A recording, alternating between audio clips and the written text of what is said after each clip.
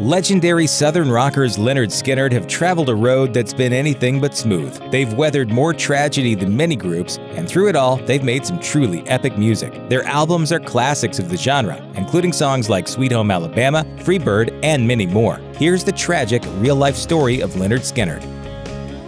Fans of Lynyrd Skynyrd know that drummer Artimus Pyle survived the horrific plane crash that claimed the lives of other group members, but might not realize aviation was a passion he shared with his father, a retired Marine awarded a Purple Heart for injuries sustained while fighting in the South Pacific during World War II. Artimus Pyle followed in his father's footsteps. He enlisted in the Marines and hoped to pursue a career in civil aviation after the service. He even took flying lessons in the Marines, and his father, then a civilian, did as well. But tragedy followed when Pyle was killed in a mid-air plane crash over Albuquerque in 1971. In an interview with radio personality Eddie Winters, Artimus recalled how his father had been hit from above and behind by a B-57 weather reconnaissance bomber. Dad was in his Cessna 150 flying over some property that he was going to build houses on. He liked to do that. He liked to look at pieces of property from the air. He was killed instantly. That kept me from really losing my mind because Dad never suffered. He was doing what he loved and then he was gone.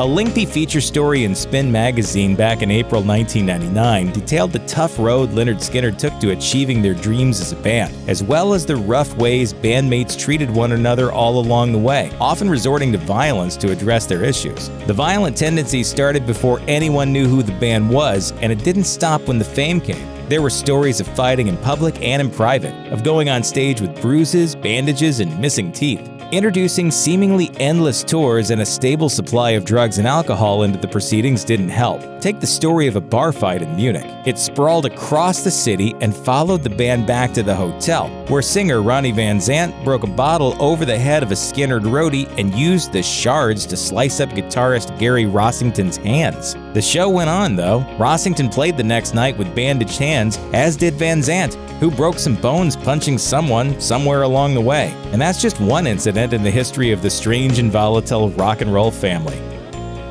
One of Ronnie Van Zant's last great songs, That Smell, was in direct reference to Labor Day weekend in 1976. That's when Gary Rossington drove drunk and wrapped his new vehicle around a tree, injuring himself badly in the process. Van Zant told the Los Angeles Times, "He passed out at the wheel of his brand new Ford Torino. He knocked down a telephone pole, split an oak tree, and did $7,000 worth of damage to a house. That's being just plain stupid. I told him that on his hospital bed." He also told him so in That Smell, which he wrote with guitarist Alan Collins. Some speculate, though, that Van Zant was speaking as much to himself as he was to Rossington and his other bandmates when he wrote the song. Skynyrd biographer Mark Rabowski wrote that at the time, the singer was an avid indulger in cocaine and quaaludes, but he was also at a point in his life where he was starting to rethink that lifestyle. Van Zant told the Los Angeles Times, "For the first time, I'm really thinking about the future. I'm 27 now and I've got a baby girl and I plan to stick around and watch her grow up."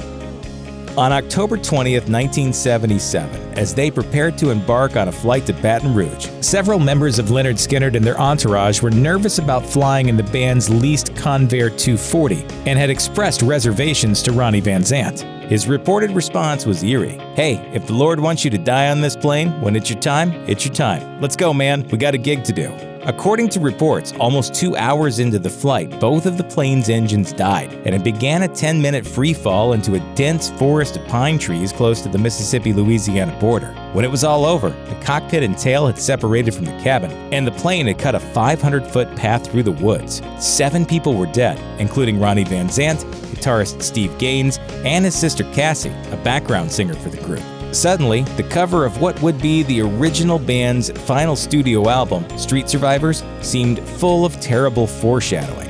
The album had been out 3 days, and the cover featured the band members standing in between burning buildings. Steve Gaines, in particular, seemed to be engulfed in flames, his eyes closed. The record was pulled from the shelves until Skynyrd's record company could manufacture an alternate cover. And while it all seemed prescient, no one could have actually predicted the crash would happen, and that it would silence the leading voice of Southern rock.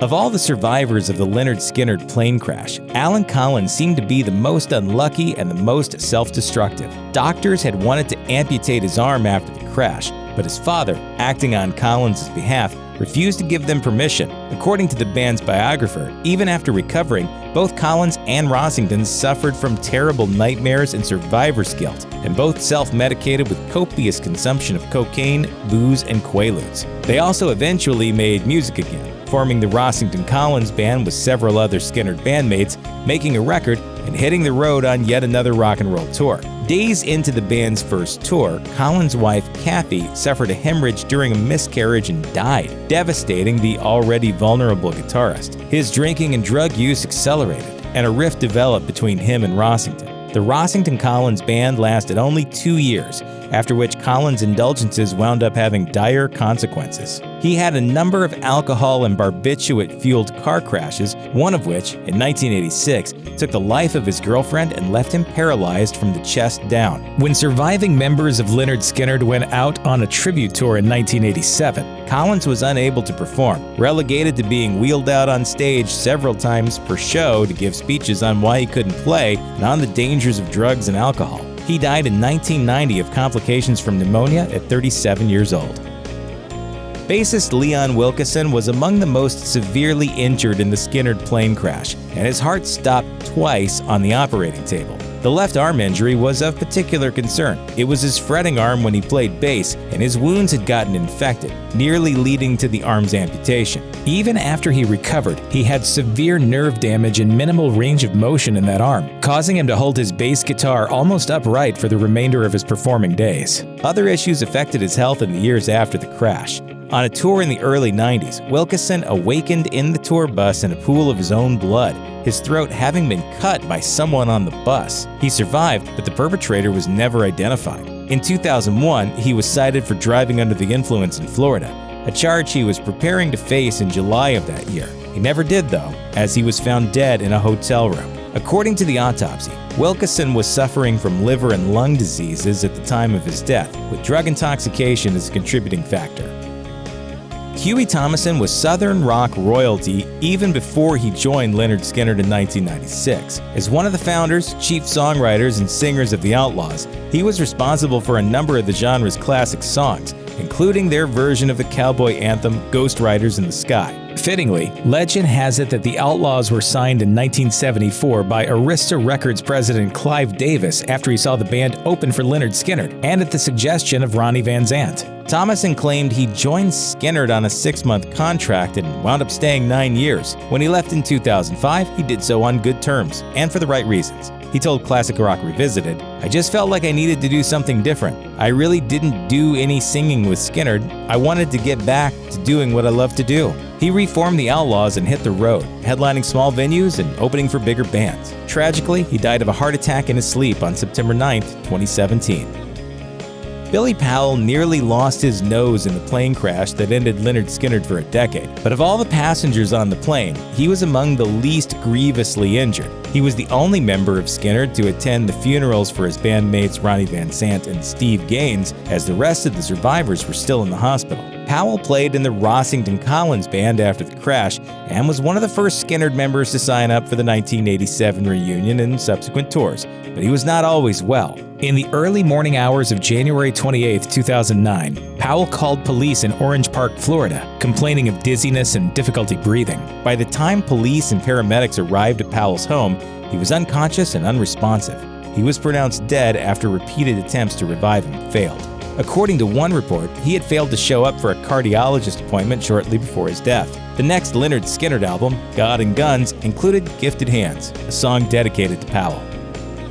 Gary Rossington cheated death when he survived the plane crash that killed Ronnie Van Zant and Steve and Cassie Gaines, and he continued to tell the Grim Reaper exactly where he could go. The issue was his heart, which has been through a lot, particularly in recent years. In 2003, Rossington had quintuple bypass surgery after doctors discovered during routine screening that he was suffering from coronary artery disease. In 2015, he suffered a heart attack. Then, in August 2017, Lynyrd Skynyrd announced that Rossington's scheduled procedures, once again to fix problems with his heart, led the band to cancel some dates on that year's tour. With their leader's health a concern, Lynyrd Skynyrd announced a farewell tour in 2018. even as Rossington shared something incredible with the Tampa Bay Times. "I've had heart attacks on stage a lot. I don't want to just say, well, we're never going to end, because I don't want to die and then end it that way, which is a heavy thing to talk about, but I have to." It wasn't long before the farewell tour took on yet another meaning, when guitarist Ed King passed away in 2018. King, who had been with the group since 1972, started out as a temporary replacement and just ended up staying. Rolling Stone reported that while the cause of death wasn't immediately specified, his passing came after a battle with lung cancer. In spite of tragedy after tragedy, the music of Lynyrd Skynyrd lives on. It might not be played by the same group of good old Southern boys anymore, but it still holds the same deep meaning it did for fans decades ago. Perhaps the best kind of immortality there is. Check out one of our newest videos right here. Plus, even more grunge videos about your favorite stuff are coming soon. Subscribe to our YouTube channel and hit the bell so you don't miss a single one.